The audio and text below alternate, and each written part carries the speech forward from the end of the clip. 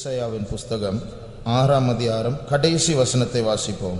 Book of Isaiah chapter 6 and last verse. యెషయా 6వ అధ్యాయము ఆఖరి వాక్యము చదువుకునేదము. ஆகிலும் அதில் இன்னும் 10 ஒரு பங்கிருக்கும், அதுவும் திரும்ப நிர்மூலமாக்கப்படும். கர்வாலி மரமும் அரச மரமும் இலையற்று போன பின்பு அவைகளின் அடிமரம் இருப்பது போல அதன் அடிமரமும் பரிசுத்த வித்தாய் இருக்கும் என்றார். Praise the Lord. கர்த்தருக்கு ஸ்தோத்திரம். Praise Lord. దేవునికి స్తోత్రములు. சுவிசேஷத்தில் 2 பகுதிகள் உண்டு. There are 2 parts in the gospel. సువార్తలో 2 భాగములు ఉన్నవి. இந்த 2 பகுதிகளையும் நாம் அறிந்தால்தான் ஆரோக்கியமாக வளர முடியும். When we know about these 2 parts, then we can have a sound growth. ఈ 2 భాగములు తెలుసుకున్నప్పుడే మనం ఆరోగ్యముగా జీవించగలము. முதலாவது பகுதியை நாம் பார்ப்போம். Now let us read about the first part. మొదటి భాగమును మనం చూసేదము. இந்த அதிகாரத்தினுடைய ஆரம்ப பகுதியில் பார்க்கும்போது ஒரு பரிசுத்த தேவனை நாம் காண்கிறோம். When we see the first part of this chapter, we find a holy God. ఈ అధ్యాయం యొక్క ఆరంభములో చూసినప్పుడు పరిశుద్ధ దేవుని చూస్తున్నాము. மேலே பரலோகத்தில் இருக்கிறதான அவருடைய சிங்காசனத்திலிருந்து கீழே இருக்கிற ஆலயம் வரைக்கும் அவருடைய வஸ்திரம் இறங்கி வருகிறது. From the throne that is high, a train was coming down to the temple. పైనున్నట్ని ఆయన యొక్క సింహాసనము నుంచి క్రింద ఉన్నటువంటి ఆ యొక్క మంజరము వరకును కూడా ఆ యొక్క చొక్కాయ అంచులు దిగి వచ్చుచున్నది. அவரை சூழ்ந்திருந்த சேராபீன்கள் அவர்கள் அவரை பார்த்து கொண்டிருக்கிறார்கள். The seraphims around him were looking unto him. ఆయన చుట్టూ ఉన్నటువంటి షేరాబోన్లు ఆయన చూస్తూ ఉన్నారు. ஒரு மனுஷன் ஒரு பரிசுத்தமான மனுஷன் என்று சொல்ல வேண்டும் என்றால் அவரிடத்தில் சில நாட்களாக பழகினால்தான் அவர் ஒரு பரிசுத்தவான் என்று சொல்ல முடியும். நேரடியாக ஒரு மனுஷனை பார்க்கும்போது அவரை பரிசுத்தவான் என்று சொல்ல முடியாது. To say that a man is holy, only when we get acquaintance with a man for few days we can say that he is holy, but as we see him we cannot say that he is a holy man. ఒక మనుషుని పరిశుద్ధుడు అని చెప్పవలనంటే కొన్ని దినములు ఆయనతో కూడా అలవాటు పడినప్పుడే చెప్పగలరు, లేక అకస్మాత్తుగా వచ్చి ఆయన పరిశుద్ధుడని చెప్పలేరు. இந்த தூதர்கள் அவர்களே பரிசுத்த தூதர்களாய் இருந்தும் அவர்கள் தேவனையும் தேவனுடைய சிங்காசனத்தையும் ஆலயத்தையும் அவருடைய வஸ்திரத்தொங்கலையும் கண்டு அவரை பார்த்து அவருடைய மகிமை பற்றி பேசாமல், அவருடைய சிங்காசனத்தை பற்றி பேசாமல், அவருடைய வஸ்திரத்தை பற்றி பேசாமல் அவரை பார்த்து பரிசுத்தர் பரிசுத்தர் பரிசுத்தர் என்று சொல்லுகிறார்கள். Though these angels were themselves holy, they after seeing his throne, his temple, his train of his robe, they were saying that his temple, that is place, and that his train of robe is holy. పరిశుద్ధ దూతలుగా ఉన్నటువంటి యొక్క దూతలు ఆయనకు సింహాసనమును, ఆయనకు చొక్కాయ అంచులను, ఆలయమును చూసి ఆయనకు మహిమను, ఆయనకు ప్రభావమును చెప్పకుండా ఆయన పరిశుద్ధుడు పరిశుద్ధుడు అని చెప్పుచూ ఉన్నారు. இவைகளை பார்த்து எப்படி ஆண்டவர் பரிசுத்தர் பரிசுத்தர் என்று அவர்கள் சொல்லுகிறார்கள்? By seeing all these things, how do they say that he is holy? వీటిని చూసి ఏ విధముగా ఆ యొక్క దూతలు పరిశుద్ధుడు పరిశుద్ధుడు అని చెప్పుచున్నారు? தேவனுடைய பரிசுத்தம் அது దర్శించக்கூடிய ஒரு பரிசுத்தம். Holiness of God is one which is visible. దేవుని యొక్క పరిశుద్ధము చూడగలనటువంటి పరిశుద్ధము. இந்த பரிசுத்த தூதர்களே தேவனை பார்த்து அவர் பரிசுத்தர் பரிசுத்தர் என்று சொல்வார்கள் என்றால் அவருடைய பரிசுத்தம் எவ்வளவு பெரிய பரிசுத்தம். If these holy angels themselves look at God and say that he is holy, then how much holy is our God? ఈ యొక్క దూతలు యెహోవా పరిశుద్ధుడు పరిశుద్ధుడు అని చెప్పుచున్నాడని చెప్పినట్లయితే ఆయన యొక్క పరిశుద్ధము ఎంతో గొప్పదై ఉండును. இப்பொழுது இந்த பரிசுத்த தேவன் மனுஷரோடு எப்படி ஈடுபடுகிறார் என்று நாம் பார்க்க போகிறோம். Now we are going to see that how this holy God is dealing with man. ఇప్పుడు ఈ యొక్క పరిశుద్ధుడైనటువంటి దేవుడు మనుషునితో కూడా ఏ విధముగా మాట్లాడుచున్నాడు అని చెప్పి మనం చూడబోచున్నాము. மனுஷர் விழுந்து போன மனுஷராய் இருந்தாலும் அவர் விழுந்து போன பாவிகளாகிய மனுஷரை தள்ளி விடுகிறதில்லை. அதே நேரத்தில் அவர்கள் செய்கிற பாவத்தை பொறுத்தவரை அவர் கண்டிப்புள்ளவராய் இருக்கிறார். Though man is fallen, yet he did not forsake the fallen man, yet the Lord chides the fallen man. మనుషులు పడిపోయిన వారైన Chides the sin. మనుషులు పడిపోయిన వారైనప్పటికీ కూడా పడిపోయినటువంటి ఆ యొక్క పాపము చేసినటువంటి మనుషులను త్రోసివేయకుండా ఆ యొక్క పాపము నిమిత్తమే ఆయన ఖచ్చితంగా ఉన్నాడు. பாவிகளை நேசிக்கிறார், ஆனால் பாவத்தை பற்றி அவருடைய சட்டங்களை அவர் மாற்ற மாட்டார். He loves the sinner, but he does not change his law as far as concerned about sin. పాపులను ప్రేమించుచు ఉన్నాడు, అయితే పాపమును గుర్చినట్టు ఆయన యొక్క చట్టములను మార్చడు. அவருடைய அநேக சட்டங்களை நாம் பார்க்கிறோம். இது அவர் ஏதோ தார்மாராக அவர் நினைத்து யுகித்து மனுஷன் இப்படி வாழ வேண்டும் என்று வைத்த சட்டங்கள் அல்ல. அந்த சட்டங்கள் அவர் எப்படிப்பட்டவர் என்று வெளிப்படுத்துகிறது. We find many of his law, but his laws are not according to his purpose or according to his will, but his laws pertain that how man should be changed like unto him. అనేక పద్ధతులను గురించి మనము ఇక్కడ చూడవచ్చుని. ఆయన ఏదో ఆయనే ఊహించుకొని ఈ విధముగా మనుషుల్ని జీవించమని చెప్పి ఆయన యొక్క పద్ధతులు చెప్పలేదు, కానీ ఆ యొక్క పద్ధతుల మూలముగా చట్టము మూలముగా ఆయన్ని బయలుపరచుచు ఉన్నవి. இந்த சட்டங்கள் இதை செய், இப்படி செய்யாதே, பொய் சொல்லாதே, விபச்சாரம் செய்யாதே, இப்படி எல்லாம் அவர் சொல்லும்போது அவர் ஏதோ மனுஷனுக்காக அவரே சில சட்டங்களை கண்டுபிடித்து இப்படிதான் இருக்க வேண்டும் என்று அவர் அது சட்டங்கள் அவருடைய கண்டுபிடிப்பல்ல, அது அவருடைய சுபாவத்தின் வெளிப்படுத்தல். When he says about his law saying that you should not steal, you should not commit adultery, it has not been something which is being discovered or found out, but it reveals his own character. మనుషులను చూసి ఈ విధముగా చేయము, ఆ విధముగా చేయము, అబద్ధము చెప్పకూడదు, వ్యభిచారింపకూడదు అని చెప్పుట మాత్రమే కాదు, కానీ ఆయన ఏదో ఒక చట్టం ఈ విధముగా ఉంచుట మాత్రమే కాదు, కానీ ఆయన ఒక చట్టమైనది ఆయన యొక్క స్వభావమై ఉన్నది. இந்த சட்டங்களை நாம் ரெண்டு விதத்தில் பார்க்கலாம் நம்முடைய ஜீவிதத்தில். We can find these laws in two ways in our life. ఈ యొక్క చట్టమును మన యొక్క జీవితంలో రెండు విధములుగా చూడగలము. முதலாவது ரோமர் 2ஆம் அதிகாரம் 15ஆம் வசனத்தை வாசிக்கும்போது, Firstly, when we read Romans chapter 2 and verse 15, మొదటిగా రోమా 2వ అధ్యాయము 15వ వాక్యములు చూసినప్పుడు, அவர்களுடைய மனசாட்சியும் கூட சாட்சியிடுகிறதினாலும் குற்றமொன்று குற்றமில்லை என்று அவர்களுடைய சிந்தனைகள் ஒன்றையொன்று தீர்க்கிறதினாலும் நியாய பிரமாணத்திற்கேற்ற கிரியை தங்கள் இருதயங்களில் எழுதியிருக்கிறது என்று காண்பிக்கிறார்கள். இங்கே நாம் ஒரு காரியத்தை கவனிக்க வேண்டும். here we have to pay attention to one particular thing. ఇక్కడ మనం ఒక కార్యమును గమనించవలెను. மனுஷன் குரங்கிலிருந்து வந்தான் என்று அந்த கூற்றை பரப்புகிறவர்கள் இந்த மனசாட்சி எப்படி வந்தது, இந்த பிரமாணம் எப்படி ஒவ்வொரு மனுஷனுடைய மனதில் தங்கி இருக்கிறது என்று அந்த கேள்விக்கு பதில் சொல்லாமல் இன்றைக்கும் இருக்கிறார்கள். People who are spread it saying that man is out of a monkey, they are not able to give meaning for the word that how man is conscious and how man is being brought.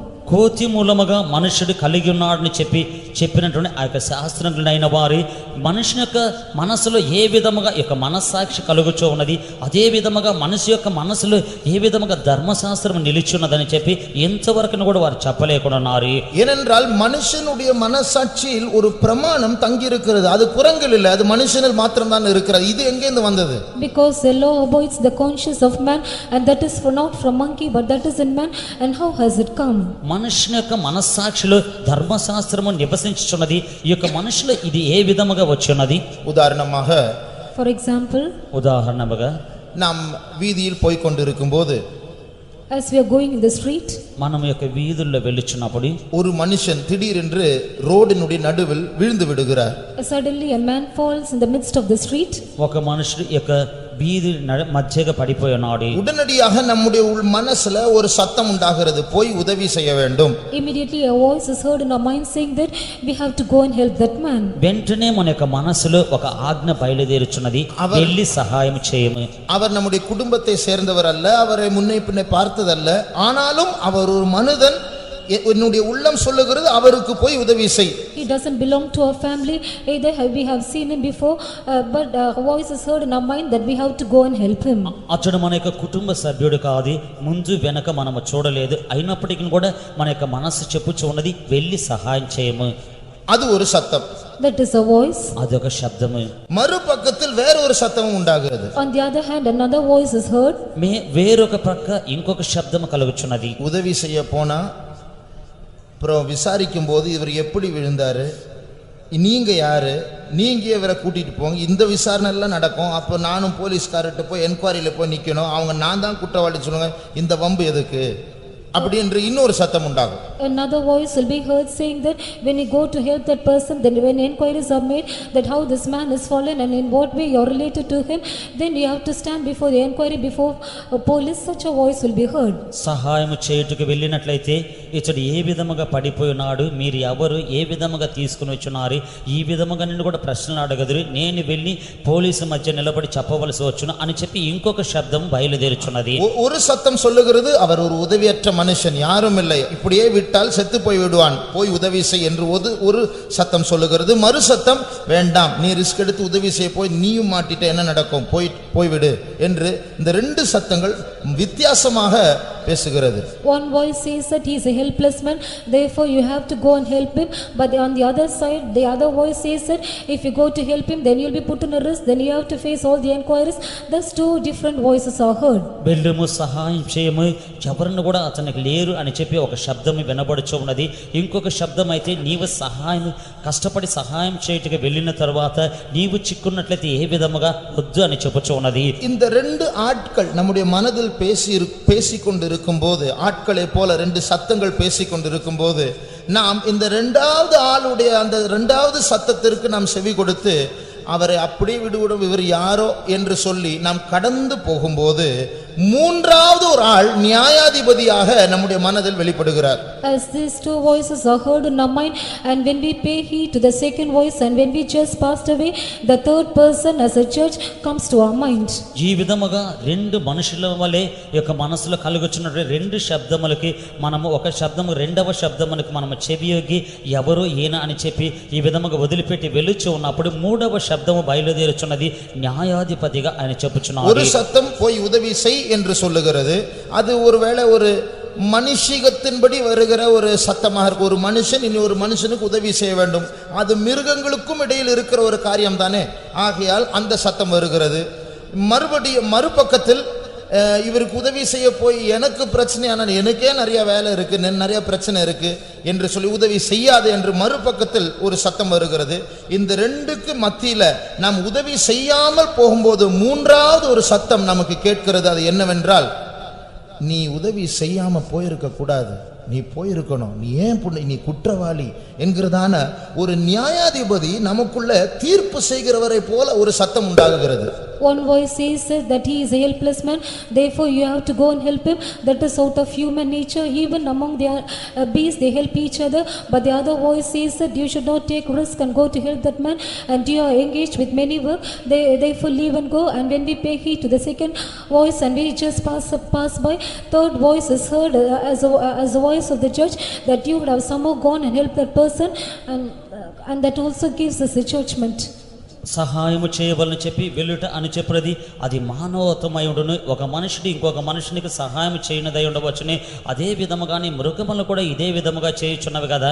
అదే విధముగా రెండవదిగా నీవు వెళ్ళినట్లయితే సహాయం చేసుకుని చిక్కుకొనకూడదు అని చెప్పి ఇంకొక శబ్దము బయలుదేరుచున్నది. తర్వాత ఈ విధముగా వెళ్ళిపోవచ్చున్నప్పుడు మూడవదిగా ఆ యొక్క న్యాయాధిపతి ఒక శబ్దము, నీ వెళ్ళకూడదు, వెళ్ళి ఉండకూడదు, ఈ విధముగా సహాయం చేయవాలని చెప్పి ఒక శబ్దం వినబడుచున్నది. అదేమిటంటే ఆ యొక్క ఆయన యొక్క శబ్దమై ఉన్నది. ஒரு குரங்கு இன்னுடைய குரங்குடைய பேன் எடுக்கும், காயப்பட்டால் அந்த காயத்தை நக்கி அந்த காயம் ஆறும்படியாக உதவி செய்யும். இதுவும் மனுஷனுக்கு உண்டு.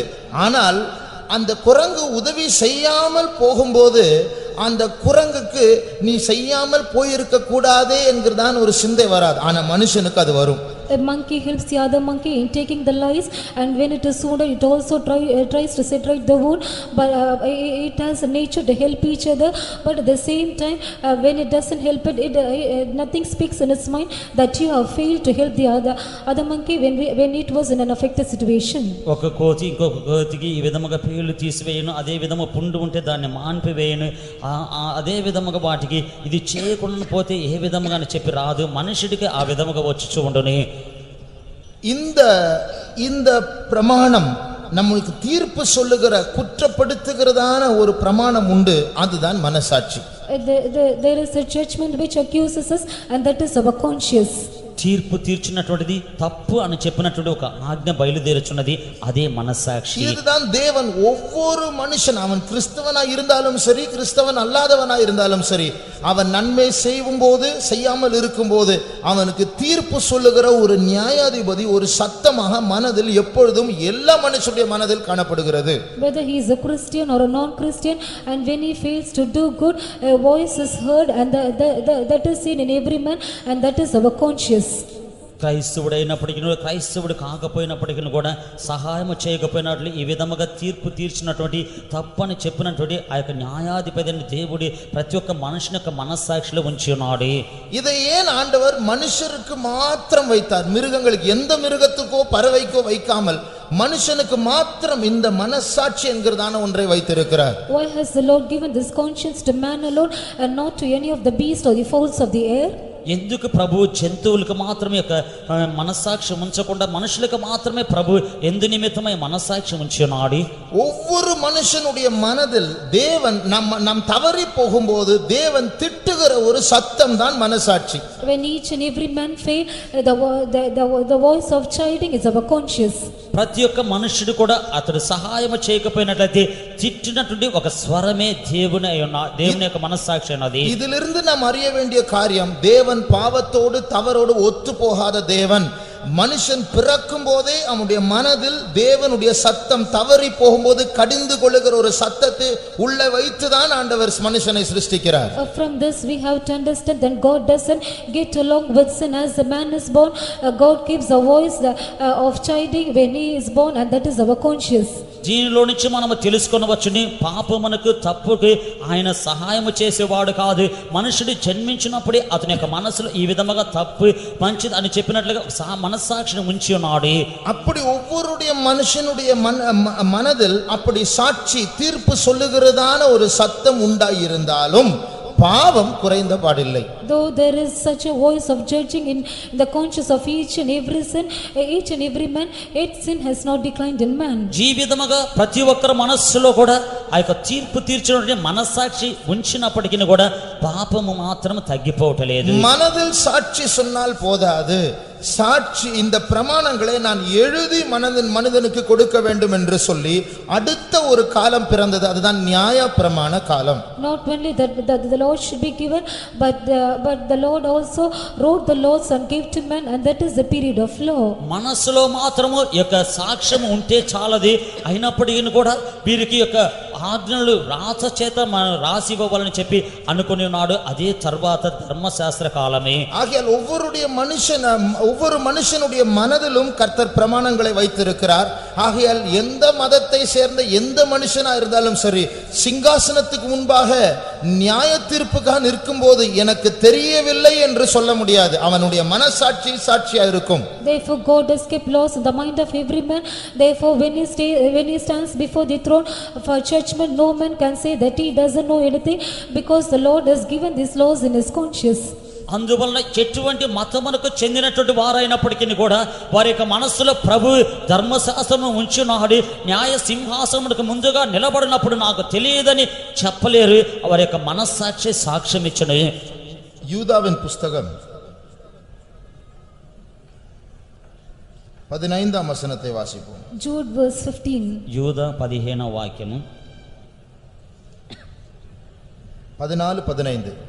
ஆதாமுக்கு 7ஆம் தலைமுறையான ஏனோக்கும் இவர்களை குறித்து இதோ எல்லோருக்கும் நியாயத்தீர்ப்பு கொடுக்கிறதற்கும் அவர்களில் அவபக்தியுள்ளவர்கள் யாவரும் அவபக்தியாய் செய்து வந்த சகல அவபக்தியான கிரியைகள் நிமித்தமும் தமக்கு விரோதமாய் அவபக்தியுள்ள பாவிகள் பேசின கடின வார்த்தைகள் எல்லாவற்றையும் அவருக்கு விரோதமாக பாவிகள் பேசினதான கடின வார்த்தைகள் எல்லாவற்றின் நிமித்தமும் அவர்களை கண்டிக்கிறதற்கும் ஆயிரமான தமது பரிசுத்தவான்களோடு கூட கர்த்தர் வருகிறார் என்று முன்னறிவித்தான். அப்போ இங்க என்ன எழுதப்பட்டிருக்கிறது?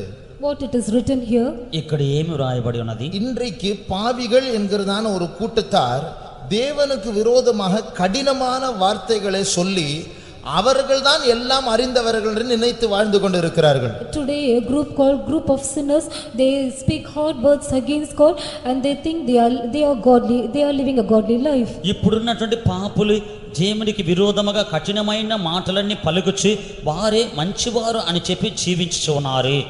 அப்படிப்பட்டவர்கள் இன்றைக்கு வாதாடலாம், இன்றைக்கு சாக்கு போக்கு சொல்லலாம், இன்றைக்கு தேவனை குற்றப்படுத்தலாம், ஆனால் அவர்கள் சிங்காசனத்துக்கு முன்பாக நிற்கும் போது அவர்களுக்கு போக்கு சொல்ல இடமில்லை. காரணம் என்னவென்றால் கர்த்தர் அவர்களுக்கு தீர்ப்பு சொல்லும்போது அது வெறும் தீர்ப்பா இருக்காது. பைபிள்ல இங்கிலீஷ்ல சொல்லிருக்கு, he will convince them. அவர்களை ஒத்துக்கொள்ளக்கூடிய விதத்தில் கர்த்தர் வாய் திறந்து பேசுவார், அவர்களால் மறுக்க முடியாது.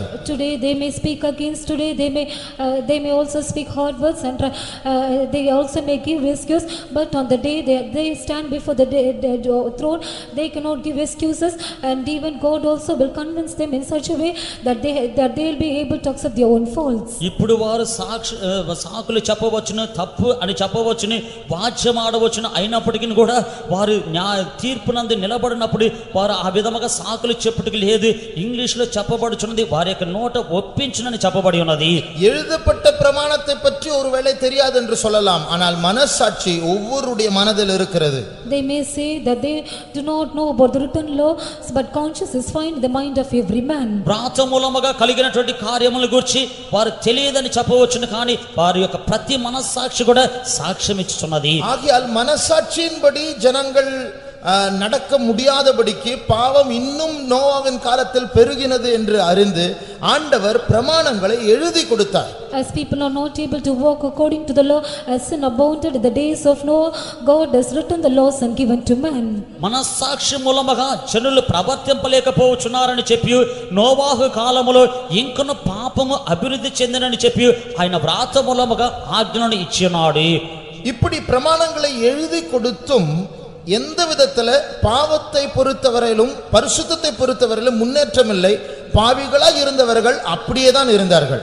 Though the Lord has written the laws and given to man, there was no progress in sin. They that were sinners, they lived the same life and they were still sinners. జీవితముగా ధర్మశాస్త్రమును ఇచ్చినప్పటికీ కూడా ఎటువంటి మార్పు లేకుండా ఉన్నారు. పాపములోను అదే విధముగానే పరిశుద్ధతలో కూడా మార్పు లేకుండా ఉన్నారు. மறுபடியும் சொல்லுகிறேன், பிரமாணங்கள் தேவனுடைய சுபாவத்தை காட்டுகிறது. Again I say that laws reveal the characters of God. మరలా చెప్పుచున్నాను, ఈ యొక్క ఆజ్ఞలైనవి దేవుని యొక్క స్వభావాన్ని బయలుపరచుచున్నవి. பிரமாணங்கள் சொல்லுகிறதான செய்தி என்னவென்றால், நான் இப்படிப்பட்டவன், நீங்கள் என்னை போல் இருக்க வேண்டும்.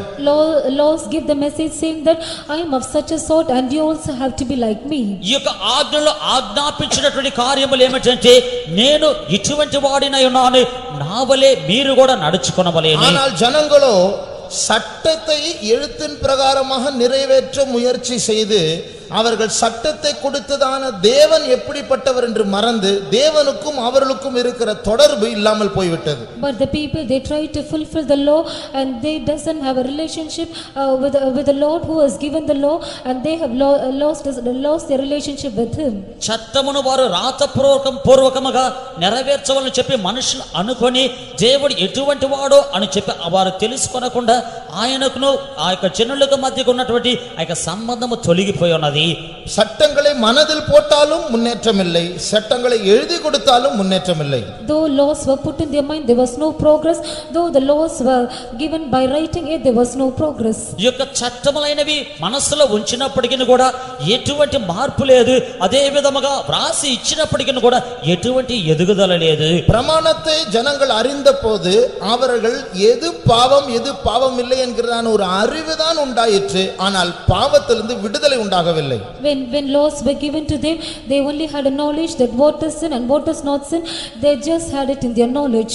ఈ యొక్క ఆజ్ఞలు వ్రాసి ఇచ్చిన తరువాత ఏది పాపము ఏది పాపము లేదని చెప్పి జ్ఞానం మాత్రం వచ్చినది, కానీ అయితే పాపము నుంచి వారికి విమోచన లేదు. ரோமர் 3ஆம் அதிகாரம் 20ஆம் வசனத்தை வாசிப்போம். Romans chapter 3 and verse 20. రోమ 3వ అధ్యాయం 20వ వాక్యము. இப்படி இருக்க பாவத்தை அறிகிற அறிவு நியாயப்பிரமாணத்தினால் வருகிறபடியால் எந்த மனுஷனும் நியாயப்பிரமாணத்தின் கிரியைகளினாலே தேவனுக்கு முன்பாக நீதிமானாக்கப்படுவதில்லை. எந்த மனுஷனும் நியாயப்பிரமாணத்தின் கிரியைகளினாலே நீதிமான் ஆக்கப்படுவதில்லை. By the deeds of the law they shall no flesh be justified. ఏ మనుషుడు ధర్మశాస్త్రం మూలముగా నీతిమంతుడగుటలేదు. ஆகையால் நியாயப்பிரமாணத்தினால் எந்த மனுஷனும் கிரியைகளின்படி முன்னேற முடியவில்லை. Therefore no man according to the deeds of the law were able to progress. అందువలన ఏ మనుషుడు కూడా ధర్మశాస్త్ర సంబంధమైన క్రియల మూలముగా అతడు నీతిమంతుడిగా మార్చబడలేదు. இப்படி இருக்கிறதான சூழ்நிலையில் தேவனே இறங்கி வந்தார். While this being the case, the Lord himself came down. జీవితముగా ఉన్నటువంటి పరిస్థితుల్లో దేవుడు దిగి వచ్చాడు. ஆனால் இயேசு இறங்கி வரும்போது எதிர்பார்க்காத ஒரு காரியத்தை அவர் செய்தார். But when Jesus came down, he performed an unexpected thing. యేసు దిగి వచ్చినప్పుడు ఎదురు చూడనటువంటి ఒక కార్యమును ఆయన చేశాడు. இப்போ யோசிச்சு பாருங்க, ஒரு ஸ்கூல்ல ஒரு பப்ளிக் எக்ஸாம் 10th எக்ஸாம் எழுதும்போது எல்லாரும் ஃபெயில் ஆயிட்டாங்கன்னு வெச்சுக்கோங்க. Just imagine while 10th public examination is being conducted, when all get fail marks. ఇప్పుడు ఆలోచించి చూడండి, ఒక స్కూల్ పబ్లిక్ ఎగ్జామ్ లో 10వ తరగతి అందరూ కూడా ఫెయిల్ అయి ఉన్నారు అనుకోండి. அதனுடைய அர்த்தம் என்ன? What is the meaning for that? దాని యొక్క అర్థం ఏమిటి? நீங்க சொல்லுங்க. எல்லாரும் ஃபெயில் ஆயிட்டாங்க, யாருமே பாஸ் ஆகல. யாருமே படிக்கலன்னு சொல்ல முடியாது, யாராவது ஒரு ஆளாவது படிக்க வேண்டும். சிலபஸ் டஃபா இருந்தது, क्वेश्चन பேப்பர் டஃபா இருந்தது, ரொம்ப கஷ்டமான question paper. They had a tough question paper. ఆ యొక్క ప్రశ్న పత్రము కష్టముగా ఉన్నది. இப்போ அடுத்த ஒரு எக்ஸாம் எழுதுறாங்க. Then they write another exam. ఇంకొక పరీక్ష రాయుచున్నారు. இப்போ எப்படி क्वेश्चन பேப்பர் செட் பண்ணோம்? How they have to set the question paper? ఇప్పుడు ఏ విధముగా ప్రశ్న పత్రమును చేయవలెను? ஈஸியா செட் பண்ணோம். அதான் ஒழுங்கு இல்லையா? That is an order to set the question paper in an easy manner. తేలికగా ఇవ్వవలెను. ஆனா இயேசு என்ன பண்ணாரு? But what did Jesus do? అయితే యేసు ఏం చేశాడు? விபச்சாரம் செய்யாதே, பொய் சொல்லாதே, கொலை செய்யாதே, இதெல்லாம் சொல்லியும் யாரும் அப்படி ஜீவிக்கிறது இல்லை, யாரும் நீதிமான் ஆக்கல. அவர் செட் பண்ண क्वेश्चन பேப்பர் ரொம்ப டஃப் ஆயிடுச்சு மனுஷனுக்கு. அவர் இறங்கி வந்தபோது என்ன செஞ்சார் தெரியுமா? Do not commit adultery, do not steal, do not kill. Even after stating all this law, this paper was set in a tough manner. Therefore, what he did when he came down? ఆయన ఈ విధము అబద్ధం చెప్పకూడదు, వ్యభిచారం చేయకూడదు, నరహత్య చేయకూడదు అని చెప్పినారు. ఆయన ఇచ్చినటువంటి ప్రశ్నాపత్రము చాలా కష్టం ఉన్నది. ఆయన ఏం చేశాడో తెలుసా? क्वेश्चन பேப்பர் ரொம்ப டஃபா இருக்கு, எல்லாரும் ஃபெயில் ஆயிட்டாங்கன்னு அறிந்ததான இயேசு இறங்கி வந்து क्वेश्चन பேப்பர் ஈஸியா கொடுத்திருக்கணும். அதுக்கு பதிலா இன்னும் டஃப்பான क्वेश्चन பேப்பர் ஆக்கிட்டாரு. Question paper was tough, therefore all have got fail marks. But when therefore you would have made the question paper easy. But when he came down, he had made the question paper still more tougher. ప్రశ్నాపత్రం ఈ విధముగా కష్టముగా ఉన్నది. అందువలన యేసు దిగి వచ్చి ఇంకా తేలికగా చేయవలని చెప్పకుండా ఇంకను కూడా ఆయన కష్టముగా చేసి ఉన్నాడు. எப்படி நீ விபச்சாரம் செய்யாதே என்று பழைய ஏற்பாட்டில் क्वेश्चन பேப்பர் அப்படி சொல்லி இருந்தது. நான் சொல்லுகிறேன், ஒரு ஸ்திரீயை கண்களினால் இச்சையோடு பார்த்தால் நீ இருதயத்தில் விபச்சாரம் செய்து விட்டாய். கொலை செய்யாதேன்னு சொல்லப்பட்டிருக்கிற, நான் சொல்லுகிறேன், நீ கோபப்பட்டாலே இருதயத்தில் கொலை செய்தாய். இன்னும் கஷ்டமாக்கிட்டார். Old Testament question paper says that do not commit adultery, but in the New Testament Jesus says that if you shall look at woman with a lust, then you have committed adultery with her. In the Old Testament it is said that do not kill, but in the New Testament Jesus says that if you shall get angry, then you have committed murder. వ్యభిచరింపవద్దని చెప్పి పాత నిబంధనలు చెప్పబడినది. నేను చెప్పుచున్నాను, ఒక స్త్రీని మోకపు చూపు చూసినట్లయితే వ్యభిచరించుచున్నావని చెప్పుచున్నాడు. అదే విధముగానే నరహత్య చేయరాదు అని చెప్పి ఆ యొక్క పాత నిబంధనలు చెప్పబడింది. నేను చెప్పుచున్నాను, ఒక మనుషుని నీవు ద్వేషించినట్లయితేనే నరహత్య చేయుచున్నావు. యేసు ஏன் அப்படி செய்தார்? Why did Jesus do like this? ఎందుకు యేసు ఆ విధముగా చేస్తున్నాడు? முதலாவது காரியம், மறுபடியும் சொல்லுகிறேன், அவர் பாவத்தோடு ஒத்து போகாத தேவன். அவருடைய பிரமாணம் அவருடைய சுபாவத்தை வெளிப்படுத்தும் போது மனுஷன் அவருடைய சுபாவத்துக்கு ஏற்றபடி மாற முடியாததுனால அவருடைய சுபாவத்தை மாற்ற முடியுமா? அவருடைய தரத்தை அவர் குறைக்க முடியுமா? God is not a God who gets along with the sin, because man is not able to get the characters of God. Can God change his standard of his characters? మరలా చెప్పుచున్నాను, ప్రభు పాపముతో కూడా ఆయన కలుసుకునేవాడు కాదు, కానీ ఆయన యొక్క స్వభావముని ఇవి చూపుచున్నవి. మనుషుడు ఆయన యొక్క స్వభావమునికి ఎదిగి రావాలని ఆ విధముగా ఆయన చేసేవాడు కాదు. రెండవది కార్యం, Second thing, రెండవ కార్యము, மனுஷன் தன்னுடைய சுயபலத்தினால் எழுதப்பட்டதான அந்த பிரமாணங்களை நிறைவேற்றாத பட்சத்தில் தேவன் அவருடைய கிருபையினால் அந்த பிரமாணத்துக்கு பின்னாடி இருக்கிறதான அவருடைய மனதாக அந்த டஃப் क्वेश्चन பேப்பரை நிறைவேற்ற முடிய அவர் சவாலாக எடுத்து இறங்கி வந்தார். man and by his strength he was not able to fulfill the law, but by the grace that in order to fulfill the tough step, Jesus has come down. మనుష్యుడు ఆ యొక్క రాసి ఇచ్చిన వాటిని నెరవేర్చలేకపోయి ఉన్నప్పుడు అదే విధముగానే ప్రభు యొక్క ఆయన యొక్క కృప చేత ఆయన యొక్క మనసులో ఉన్నటువంటి వెనుకున్నటువంటి వాటిని నెరవేర్చుట కొరకే ఆయన వచ్చినాడు. புரியுதா நான் சொல்றது? எழுத்தின் பிரகாரமான சட்டங்களை சுயத்தினால் நிறைவேற்ற முடியாமல் தவித்து கொண்டிருக்கிற தோல்வி அடைந்த அந்த மனுஷனை ஆண்டவர் கிருபையினால் அதைவிட கஷ்டமான சட்டத்தை நிறைவேற்ற அவர் இறங்கி வந்தார். Man was defeated and not able to fulfill the written law by his own strength, but in order to fulfill those laws by the grace of God, Jesus came down. వ్రాసి ఇచ్చినటువంటి ఆ యొక్క చట్టమున మనుషుడు స్వయం మూలముగా నెరవేర్చలేకపోయి ఉన్నప్పుడు దానికంటే కూడా కష్టమైన దానిని ఆయన యొక్క కృప మూలముగా నెరవేర్చుట కొరకే ఆయన దిగి వచ్చున్నాడు. அதுதான் அவருடைய கிருபையின் வல்லமை. That is the power of his grace. అదే ఆయన యొక్క కృప యొక్క శక్తి. ஆகையால் இன்றைக்கு நாம் பிரசங்கிக்கிறது கொலை செய்யாதே விபச்சாரம் செய்யாதே என்றல்ல, சிந்தனை மண்டலத்தில் ஜெயம் எடுக்க வேண்டும், எழுச்சிகளில் ஜெயம் எடுக்க வேண்டும். Today's preaching is that do not steal or do not commit adultery, but in our thought realm we have to get victory, and we have to get victory in our mind. ఇప్పుడు మనము ప్రసంగించినది ఈ విధముగా నరహత్య చేయరాదు, వ్యభిచరింపవద్దు అని చెప్పినది కాదు మాత్రమే, అది కాదు, కానీ ఇప్పుడు మన యొక్క మనసులో జయించవలని విజయం పొందవలని చెప్పుచున్నాము. ஆகையால் உள்ளத்தில் கோபத்தை வைத்து பல்லை கடித்து நம்முடைய கோபத்தை அடக்கி வைத்து வெளியே காட்டாத ஜனக்கூட்டம் அல்ல, உள்ளத்திலிருந்து அந்த கோபத்தை விரட்டி அடிக்கும்படியாக தேவனுடைய கிருபை பெருகுகிறதான இடத்திற்கு நாம் வந்திருக்கிறோம். Having anger in our heart and gnashing our teeth and not revealing that anger outside, we should not be like that, but in our hearts and in our mind itself we have to chase and drive away that anger. లోపల కోపమును దాచిపెట్టుకొని బయటికి లేనట్టుగా చూపించే గుంపు వారు మాత్రమే కాదు, కానీ ఇప్పుడు లోపల ఉన్నటువంటి కోపమును ప్రారదోలే వారమై ఉన్నాము. இப்படிப்பட்ட சூழ்நிலையில் எப்படிப்பட்ட பாவியா இருந்தாலும் சரி, எப்படி தோல்வி அடைந்தாலும் சரி, இயேசுவை நோக்கி அவருடைய கிருபையை கேட்டால் போதும். அந்த கிருபையை இயேசுவை விசுவாசித்து கேட்கிற பட்சத்தில் அவன் நீதிமானாக மாறிவிடுகிறான். While this being the situation, however sinner we may be, however we may be a defeated person, but when we ask God for his grace, then he is able to give us his grace and to justify us. జీవితముగా ఉన్నటువంటి పరిస్థితుల్లో మనుషుడు ఎటువంటి వాడైనప్పటికీ కూడా, ఎటువంటి పాపి అయినప్పటికీ కూడా యేసు వైపు చూసి ఆయన యొక్క కృపను అడిగితే చాలని ఆ యొక్క కృప అడుగుచున్నప్పుడు అతడు నీతిమంతుడిగా మార్చబడుచున్నాడు. ரோமர் 4ஆம் அதிகாரம் 5ஆம் வசனத்தை வாசிப்போம். Romans chapter 4 and verse 5. రోమా 4వ అధ్యాయం 5వ వాక్యమే. ஒருவன் கிரியை செய்யாமல் பாவியை நீதிமானாக்குகிறவரிடத்தில் விசுவாசம் வைக்கிறவனாய் இருந்தால், பாவிகளை நீதிமான் ஆக்குகிறவரிடத்தில் விசுவாசம் வைக்கிறவனாய் இருந்தால் அவனுடைய விசுவாசமே அவனுக்கு நீதியாக எண்ணப்படும். இந்த வசனம் என்ன சொல்லுகிறது?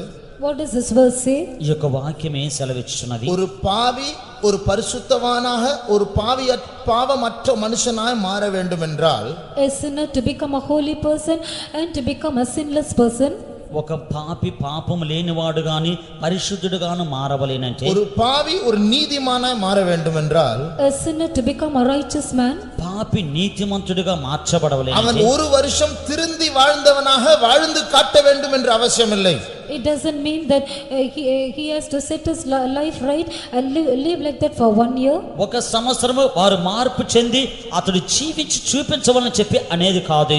பாவிகளை நீதிகரிக்கிறதான அந்த இயேசுவிடத்தில் போய், ஆண்டவரே பாவியாய் என்மேல் கிருபையாயிரும் என்று அவன் தன்னை தாழ்த்தி போனால் போதும். அந்த சனத்தில் இயேசுவின் மேல் வைத்த விசுவாசத்தின் நிமித்தம் எந்த கிரியைகள் இல்லாமலேயே அவன் நீதிமானாய் மாறுகிறான். When he goes to the Lord who justifies a sinner and says to him, Lord, be merciful to me a sinner, without any deeds or without any work, he is being justified by God. పాపులను నీతిమంతులుగా మార్చినట్టు యేసు యొద్దకు వెళ్ళి పాపి అయినటువంటి నా మీద కరుణించమని చెప్పి అడిగినట్లయితే ఆ యొక్క విశ్వాసం మూలముగా అతడు నీతిమంతుడిగా ఎంచబడుచున్నాడు. குறைவான பரிசுத்தத்தை கூட அடைய முடியாமல் தவித்துக் கொண்டிருக்கிறதான மனுஷனை நோக்கி அவருடைய கிருபை இறங்கி வந்து பெரிய பரிசுத்தத்தை அடையத்தக்கதாக நம்மை அவர் பலப்படுத்தி இருக்கிறாரே, அவர் நமக்கு சலுகை தந்திருக்கிறாரே, எளிதான மார்க்கத்தை அவர் தந்திருக்கிறாரே, அவரை உயர்த்தி ஒரு அல்லேலூயா சொல்லலாமா? ஹalleluya அவருடைய நாமம் உயர்த்தப்படுவதாக. Let his name be exalted. ఆయన యొక్క నామం హెచ్చింపబడును గాక. கிருபை இப்படி பெருகி எளிதான மார்க்கமாக எந்த கிரியையும் இல்லாமல் வாழ்ந்து காட்டவும் தேவையில்லை. இயேசுவை விசுவாசித்தால் போதும் நீதிமான்களாக மாறலாம். Grace abounds in such a way, and it doesn't expect of us that we have to live such a life and show, but without any deed or without any work we have been justified by God. కృప విస్తరించి ఈ విధముగా ఈ తేలికైన మార్గము మూలముగా క్రియల మూలముగా ఈ విధముగా జీవించి చెప్పవలెను కాదు కానీ ఆయన కృప చేత నీతిమంతులుగా మార్చబడేదము. ஆகையால் எந்த நேரத்தில் நம்முடைய உள்ளத்திலிருந்து இயேசுவின் மேல் ஒரு விசுவாசம் அவரை போய் சந்திக்கிறதோ அந்த நேரத்தில் அவரிடத்திலிருந்து நம்மை மகா பரிசுத்தமாய் மாற்றக்கூடிய கிருபை இறங்கி வருகிறது. The same moment a great faith visits our God from our heart, the same moment itself great grace comes upon God and it is able to make us righteous before God. ఎప్పుడైతే మన యొక్క హృదయములో నుంచి మన యొక్క విశ్వాసము బయలుదేరి ఆయన వద్దకు వెళ్ళుచూ ఉన్నదో అప్పుడు ఆయన వద్ద నుంచి కృప దిగి వచ్చి గొప్ప పరిశుద్ధునిగా మార్చుచున్నది. ஆனால் எப்படி மனசாட்சியின் காலத்தில் மனுஷர் மத்தியில் தோல்வி இருந்ததோ, எப்படி நியாயப்பிரமாணத்தின் காலத்தில் மனுஷர் மத்தியில் தோல்வி இருந்ததோ, இந்த கிருபையின் காலத்திலும் மனுஷர் மத்தியில் ஒரு தோல்வி இருந்து கொண்டிருக்கிறது. As failures were found among the people during the period of conscience, and as failures were found among the people during the period of law, even so failures and defeats are found in the people who are living in this period of grace. ఏ విధముగా మనసాక్షి కాలములో మనుషుల యొక్క అపజయం ఉన్నదో, ఏ విధముగా ధర్మశాస్త్ర కాలములో మనుషుల యొక్క అపజయం ఉన్నదో అదే విధముగానే కృపా కాలములో కూడా ఒక అపజయం కనబడుచు ఉన్నది. ஆண்டவர் சலுகைகளை கொடுத்து விட்டார். அவர் இப்பொழுது மன்னிக்கிற தேவனாக இறங்கி வந்து விட்டார். அவர் எந்த பாவத்தையும் மாற்றக்கூடிய கிருபை உள்ளவராக வந்து விட்டார். கிருபையின் காலத்தை தந்து விட்டார் என்று மனுஷன் அறிந்தபோது இந்த கிருபையின் காலத்தில் திருந்துவதற்கு பதிலாக, இயேசுவை விசுவாசிப்பதற்கு பதிலாக இந்த கிருபையின் காலத்தை அவன் ஒரு விளையாட்டு மைதானமாக மாற்றிவிட்டான். God has given him many excuses, and when he comes to know that God is able to forgive any sinners and that he is able to give us his grace in an abundant way, man is one who commits sin, and he has made this place of grace as a playground. యేసు ఈ విధముగా ఉచితమైన కార్యములు ఇచ్చేవాడు గాని, కృపను అనుగ్రహించేవాడు గాని, క్షమించేవాడు గాని దిగి వచ్చునా అని చెప్పి మనుషులు తెలుసుకొని ఈ యొక్క కృపాకాలములో ఈ యొక్క కృపాకాలముని ఆటలు ఆడేటువంటి మైదానములే మార్చున్నాడు. ஆகையால் இயேசு கிருபை உள்ளவர், அன்புள்ளவர், மன்னிக்கிறவர், அடி வாங்கினவர், இரக்கம் உள்ளவர். அவர் தாமதமாய் தண்டிக்கிறவர், அவருடைய கோபப்பட மாட்டார். இதை அறிந்து இன்னும் பாவம் செய்வோம், இன்னும் விளையாடுவோம், அவர் மன்னிப்பார், நாளைக்கு பார்ப்போம். Knowing that God is gracious, is merciful, is long suffering, he is able to forgive, saying so man is presumptuous and he says that let us play more and let us commit sin more, saying so he does it.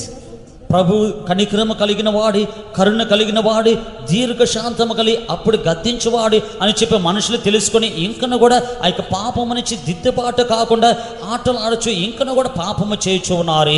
ஆகையால் மனுஷன் தேவன் கிருபை உள்ளவராக மனுஷனுக்கு கிருபையாய் இறங்கி ஆண்டவர் மன்னிக்கிறவராக வந்தபோது மனுஷன் அந்த கிருபை எடுத்து திருந்துவதற்கு பதிலாக இன்னும் மோசமாவதற்கு, இன்னும் துன்மார்க்கனாய் மாறுவதற்கான அந்த சூழ்நிலை தனக்கு இச்சை நிறைவேற்ற சாதகமாக மாற்றிக்கொண்டான். God being gracious and as he has come down as a gracious God, taking this as an advantage, and because of his lust he commits sin more. దేవుడి విధముగా కృప కలిగిన వాడుగానే, క్షమించేవాడుగానే దిగి వచ్చినాడని చెప్పి మనుషులు తెలుసుకున్న తర్వాత ఈ యొక్క పాపము నుంచి తిరగట్టుకు బదులుగా వారు ఇంకను కూడా పాపము చేయుట కొరకుని, దుర్నీతి చేయుట, వారి ఇచ్చలు నెరవేర్చుటకై వారు చేయుచున్నారు. ஒரு முறை ஒரு வாலிப பிள்ளை என்னிடத்தில் வந்தாள். Once an young girl came to me. ఒకసారి యవ్వనస్తురాలు నా యొద్దకు వచ్చినది. அவள் ஒரு அறிக்கையை சொன்னாள். She made a confession. ఆమె ఒక ఒప్పుకోలు చెప్పి ఉన్నది. ஒரு வாலிப பையனோடு எனக்கு ஒரு பழக்கம் இருக்கு, எனக்கு ஜெபம் பண்ணுங்க. That she had a friendship with a young boy, and therefore she asked me to pray for her. యవ్వనస్తునితో కూడా నాకు అలవాటు ఉన్నది, ప్రార్థించండి. நான் சொன்னேன், உனக்கு 2 வாரம் டைம் தரேன். I said that I'll give you 2 weeks of time. నీకు 2 వారము సమయం ఇచ్చదను. நான் உடனே நீ பேசவே கூடாது, நீ போகவே கூடாதுன்னு சொன்னா அது நடக்காத ஒரு காரியம்தான். நீ பேச மாட்டே, திருட்டுத்தனமா நீ பேசுவ, என்கிட்ட சொல்ல மாட்டே, அது மறைவான பாவமாக மாறிடும். அதனால உனக்கு 2 வாரம் டைம் தரேன். Immediately if you ask her not to talk with him or speak to him, she may do it secretly. Therefore I gave her 2 weeks time. నీ వెళ్ళకూడదు, మాట్లాడకూడదు అని చెప్పలేదు. అయితే ఆ విధంగా చెప్పినట్లయితే నీవు ఈ విధంగా దొంగతనంగా వెళ్ళి మాట్లాడదు, అది ఈ యొక్క మరుగైనట్టు పాపముగా ఉండడం. అందువల్ల 2 వారం నీకు సమయం ఇచ్చేదను. நானும் உனக்காக ஜெபிக்கிறேன், நீயும் முட்டில நின்று நல்லா போராடி ஜெபிச்சு ஜெயம் எடுத்துறணும். I said that I also will pray for you, and you also have to stand on your knees and strive and pray and get victory. నేను నీ కొరకు ప్రార్థించదను, నీవు మోకాల్లోని బాగా ప్రార్థించి జయం పొందవలేను.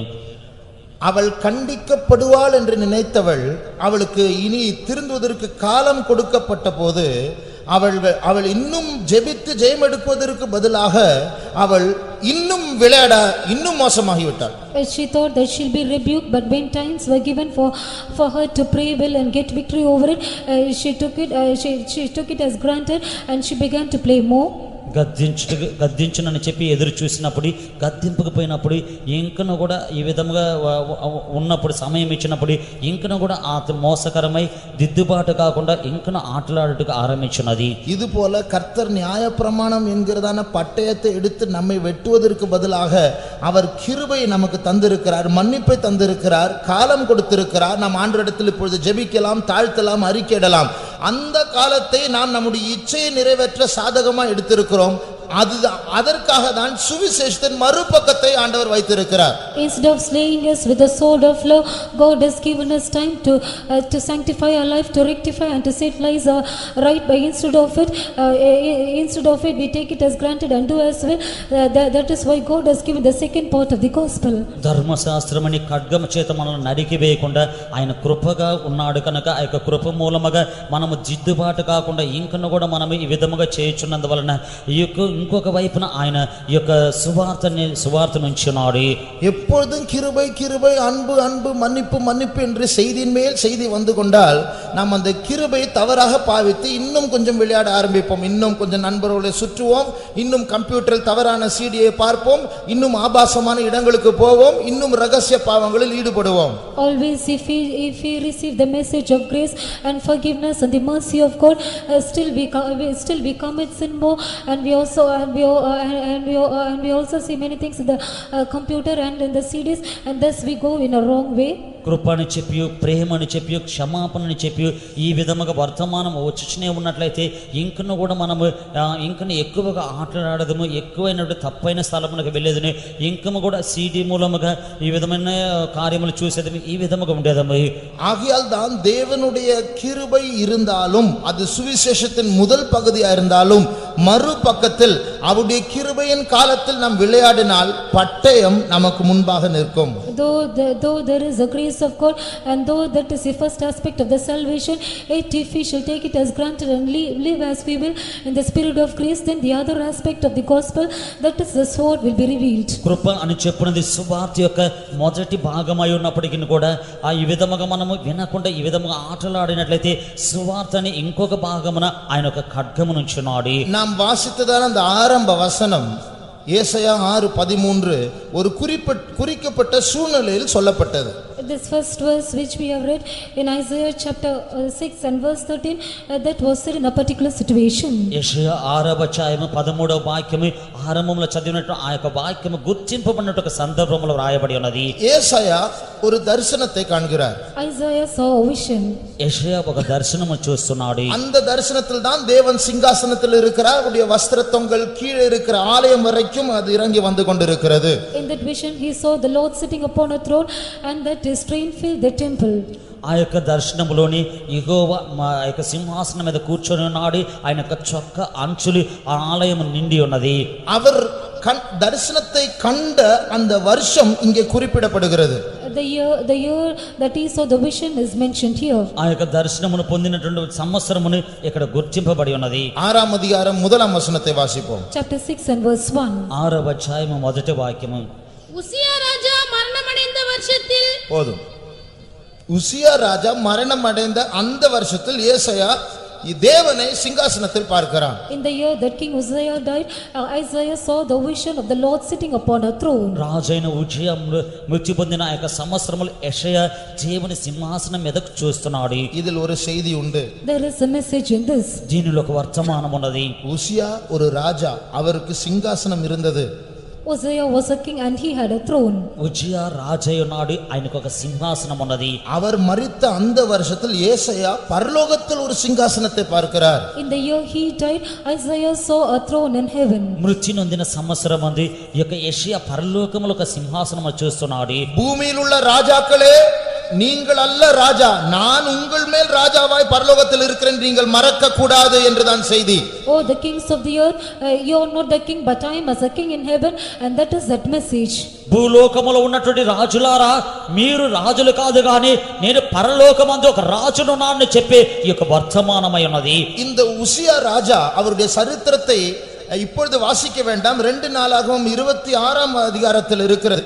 அதை வாசிக்கும் போது நாம் அறியலாம், அவருடைய ஆசீர்வாதம் என்றால் தொடர்ச்சியான இடைவிடாத வெற்றிகளை அவர் சந்தித்த ஒரு ராஜா. When we read about the history of King Uzziah in 2 Chronicles chapter 26, we find that he was a king who obtained victory in all the battles. 2 దినవృత్తాంతములు 26వ అధ్యాయములో చదివినట్లయితే ఈ యొక్క ఉజ్జియా రాజును గురించి రాయబడి ఉన్నది.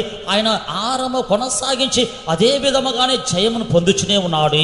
எத்தனையோ விதத்தில் அவருடைய காலத்தில் ராஜ்யம் முன்னேறினது. In all the things the kingdom prospered in many things. ఎన్నో సమయములో ఆయన యొక్క పరిపాలనలో ఆ యొక్క రాజ్యము ముందుకు వెళ్ళి కొనసాగి ఉన్నది. அந்த தேசத்தில் ஆசீர்வாதத்தின் மேல் ஆசீர்வாதம் இறங்கி வந்தபோது அவனுடைய இருதயம் மேட்டிமை அடைந்தது. When that kingdom received blessings upon blessings, we find that his heart was lifted up. ఆయన యొక్క రాజ్యములో ఆశీర్వాదం వెంబడి ఆశీర్వాదములు కలుగుచూ ఉన్నప్పుడు అతని యొక్క హృదయమే గర్వపడి ఉన్నది. அப்பொழுது அவருடைய எல்லையை மிஞ்சி போய்விட்டார்.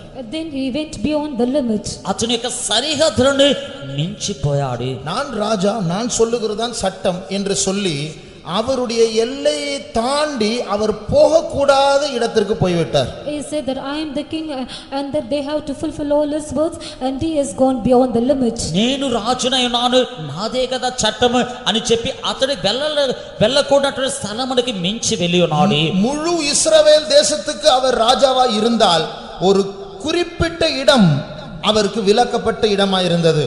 அவர் அங்கே போகக்கூடாது. Though he is a king for whole Israel, at one particular place was kept aside of him, and that he should not enter into that place. ఇశ్రాయేలు దేశమంతటి మీదను కూడా ఆయన రాజు అయినప్పటికీ కూడా అతడు పోరానేటువంటి స్థలం ఒకటి ఉన్నది. அதுதான் ஆலயத்தில் பரிசுத்த ஸ்தலம். And that is the holy place in the temple. అదే దేవాలయంలో ఉన్నటువంటి పరిశుద్ధ స్థలమే. இது என்னுடைய ராஜ்யத்தில் இருக்கிற ஒரு நிலம், நான் ஏன் போகக்கூடாது? அது எனக்கும் கீழ்ப்பட்ட ஒரு காரியம் தான். ஆசாரியர்கள் என்னை தடை செய்ய அவர்கள் யார் என்று சொல்லி தூபத்தை எடுத்து துணிகரம் கொண்டு மேட்டுமை அடைந்து ஆசாரியர்கள் அவர்களை எதிர்த்து கொண்டு இருக்கும் போதே போகக்கூடாது ராஜாவே என்று சொல்லும் போதே கோபம் கொண்டு அவர்களை தாண்டி மீறி போய்விட்டார். This place is in my kingdom, therefore why should not I go to that place? These priests are below me, while they themselves enter into the place, and why should not I go there to offer incense? And when even the priest resisted him, he got angry over them and he entered into the place to offer incense.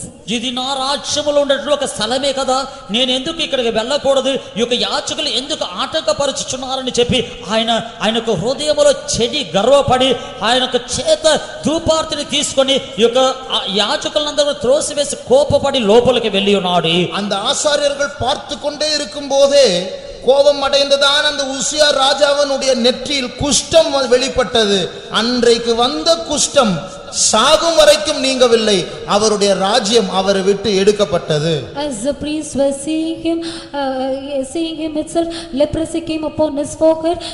From that day onwards until his death, he was a leper and he was not able to enter in. యాజకులు చూస్తూ ఉన్నప్పుడే తృణీకరించి వెళ్ళినటువంటి ఆ యొక్క హిజ్కియా రాజు యొక్క నెత్తిలో తెల్లటి కుష్ఠము పుట్టి ఉన్నది. అది చనిపో వరకు కూడా అది తొలగిపోలేదు. అతని యొక్క రాజ్యము అతని నుంచి తీసివేయబడి ఉన్నది.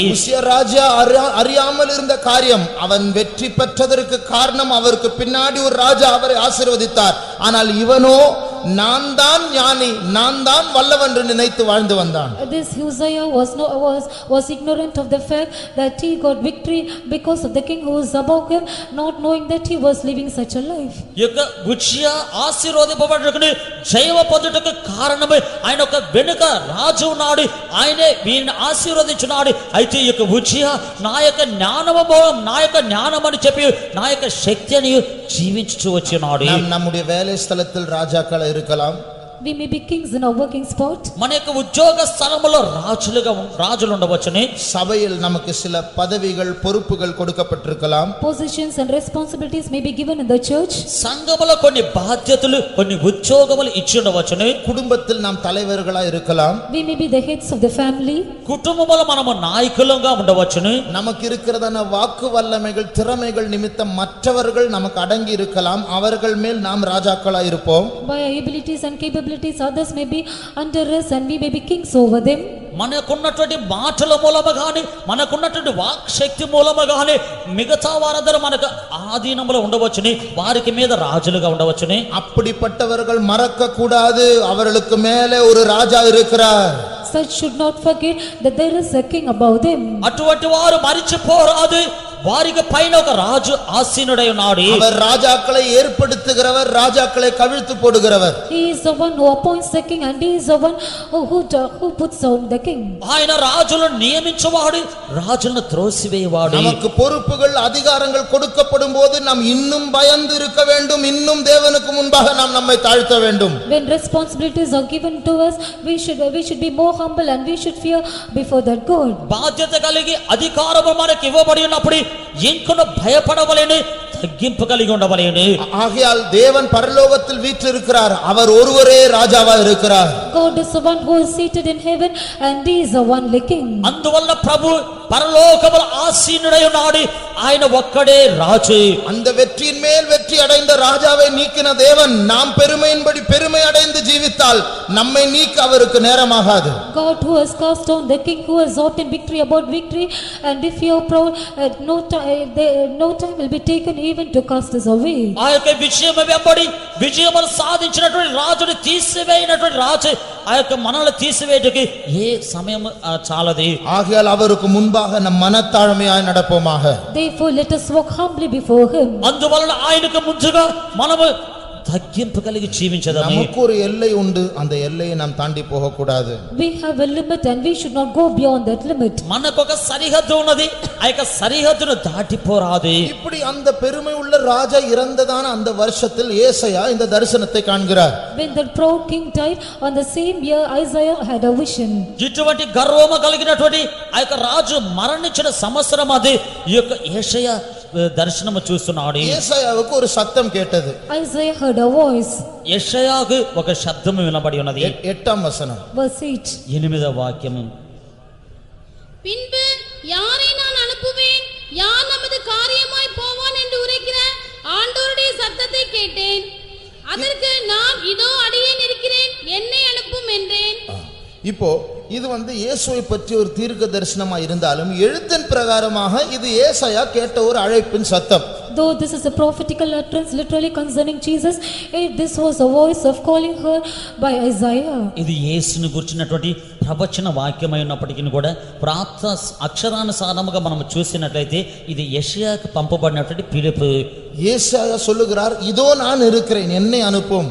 Isaiah said, "Lo, I am here, send me." యెషయా చెప్పుచూ ఉన్నాడు, ప్రభు చిత్తగించుము నేనున్నానని చెప్పుచున్నాడు. ஆகையால் ஆண்டவர் ஏசாயாவுக்கு ஒரு செய்தியை கொடுக்கிறார், கொடுத்துவிட்டு நீ இதை போய் ஜனங்களுக்கு சொல்லு என்று சொல்லுகிறார். Therefore God gives a message to Isaiah and asked him to go and proclaim this to the people. ప్రభువు యెషయాకి ఒక వర్తమానమునిచ్చి ఇది వెళ్ళి జనులకు చెప్పమని చెప్పుచున్నాడు. ஜனங்களை பார்த்து, என் ஜனமே என்னிடத்தில் திரும்புங்கள், நான் உங்களை நேசிக்கிறேன், அந்த செய்தி அல்ல.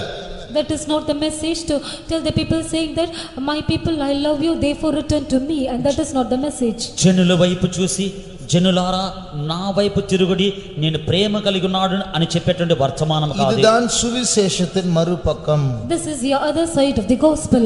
ఇదే సువార్త యొక్క ఇంకొక భాగము. சுவிசேஷத்தில் அன்புண்டு, மன்னிப்புண்டு, கிருபை உண்டு, இயேசு இருக்கிறார், தழும்புகள் உண்டு, எல்லாம் உண்டு. மறுபக்கத்தில் நியாய தீர்ப்பும் உண்டு. There is love, forgiveness, grace and Jesus in gospel, but on the other hand there is also judgment in the gospel. సువార్తలో చూసినట్లయితే ప్రేమ ఉన్నది, కృప ఉన్నది, క్షమాపణ ఉన్నది, ఆయన యొక్క గాయములు ఉన్నవి. అయినప్పటికీ కూడా ఈ యొక్క సువార్తలో ఈ విధంగా తీర్పు ఉన్నది. இதோ நான் இருக்கிறேன், என்னை அனுப்பும் ஆண்டவரே என்று ஏசாயா ஒப்பு கொடுத்த போது ஆண்டவர் என்ன சொல்லுகிறார்? When Isaiah surrendered, say, Lord, I am here, send me. What does the Lord say to him? చిత్తగింపుము, నేనున్నాను, నన్ను పంపమని చెప్పి యెషయా చెప్పినప్పుడు ప్రభువు యొక్క మాట ఏమిటి? 9:10 Verses 9 and 10. 9-10 వాక్యములు. அப்பொழுது அவர், நீ போய் இந்த ஜனங்களை நோக்கி, நீங்கள் காதார கேட்டும் உணராமலும் கண்ணார கண்டும் அறியாமலும் இருங்கள் என்று சொல். இந்த ஜனங்கள் தங்கள் கண்களினால் காணாமலும் தங்கள் காதுகளினால் கேளாமலும் தங்கள் இதயத்தினால் உணர்ந்து குணப்படாமலும் நான் அவர்களை ஆரோக்கியமாக்காமலும் இருக்க நீ அவர்கள் இதயத்தை கொழுத்ததாக்கி அவர்கள் காதுகளை மந்தப்படுத்தி அவர்கள் கண்களை மூடி போடு என்றார். பாருங்க, ஆண்டவர் எதுக்கா ஏசாயா அனுப்புறார்? Why does the Lord send Isaiah? ప్రభు ఎందు నిమిత్తం యెషయాను పంపుచున్నాడు? அவர்களுடைய காதுகளை மந்தமாக்கு, அவருடைய கண்களை மூடி போடு. That he should make their ears heavy and shut their eyes. వారి కన్నులను మూయించుము, వారి యొక్క చెవులు మందపరచుము. அவர்கள் சுகமடையக்கூடாது, அவர்கள் திருந்தக்கூடாது, குணமாக்கப்படக்கூடாது.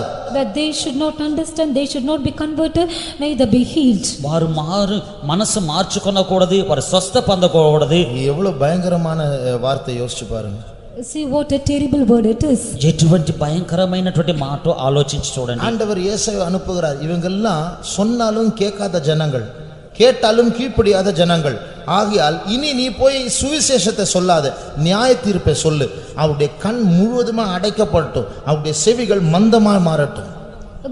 God sends Isaiah saying that though they see not, though they hear, they do not understand. Therefore go and proclaim the gospel, therefore even after hearing that they may not convert and be healed. వినిన కూడా వారు మార్పు చెందరి, వినిన కూడా వారు గ్రహింపరు. అందువలన నీ వెళ్ళుము, తీర్పు వచ్చి ఉన్నది. నీ వారి యొక్క కన్నుల్ని మూయించుము, వారి యొక్క చెవులను మందపరచము. இதற்காக தான் ஏசாயாவின் காலத்தில் அவர்தான் பாபிலோனுடைய சிறையிருப்பை பற்றி நியாய தீர்ப்பு வருகிறது, நீங்கள் திருந்தாத பட்சத்தில், தேவனிடத்தில் திரும்பாத பட்சத்தில் நியாய தீர்ப்பு வருகிறது என்று பாபிலோனியருடைய வருகையை பற்றி அவர் சொன்னார். That is why Isaiah during his days he says about the judgment of Babylon to come upon them, because he have not written, he said that such a judgment shall come upon them. అందువలనే యెషయా ఆయన యొక్క జనములో న్యాయ తీర్పును గురించి చెప్పి ఉన్నాడు. ఇదిగో బబులోను వచ్చుచూ ఉన్నది అని చెప్పి బబులోను యొక్క రాకడను గురించి చెప్పి ఉన్నాడు. அப்பொழுது ஏசாயா கேட்கிற, ஆண்டவரே சரி நான் போறேன், நான் சொல்றேன், நியாய தீர்ப்பின் வார்த்தைகளை சொல்லுகிறேன், எத்தனை நாட்கள் சொல்ல வேண்டும்? Then Isaiah asked the Lord saying that, Lord, I am going and I shall tell these words of judgment, and for how many days should I say this? అందువలనే యెషయా అడుగుచున్నాడు, ప్రభువా నేను వెళ్ళేదని, తీర్పును గురించి నేను చెప్పేదని, అయితే ఎన్ని దినములు చెప్పవలేను? 11-12 Verses 11 and 12. 11-12 వాక్యములు. அப்பொழுது நான், ஆண்டவரே எதுவரைக்கும் என்று கேட்டேன். அதற்கு அவர், பட்டணங்கள் குடியில்லாமலும் வீடுகள் மனுஷ சஞ்சாரம் இல்லாமலும் பாழாகி பூமி அவாந்திர வெளியாகி கர்த்தர் மனுஷனை தூரமாக விலக்குவதினால் தேசத்தின் நடுமையம் முற்றிலும் வெறுமையாக்கப்படும் வரைக்குமே. பாருங்க, இஸ்ரவேல் ஜனங்கள் முற்றிலுமாய் சிறைப்பட்டு ஒரு வீட்டில் ஒரு ஆள் கூட இருக்கக்கூடாது. அந்த தேசம் ஒரு பாழான தேசமாய் மாறும் வரைக்கும் நீ பிரசங்கம் பண்ணி கொண்டே இரு. இது கூட்டத்தை சேர்க்கிற பிரசங்கம் அல்ல, இது ஆட்களை வெளியே அனுப்புகிற பிரசங்கம். He said that you have to preach until there be no man in the land of Israel, until all that were taken as captives, and until the land becomes desolate. You have to preach it, and this is not a meeting to gather people, but to send the people away.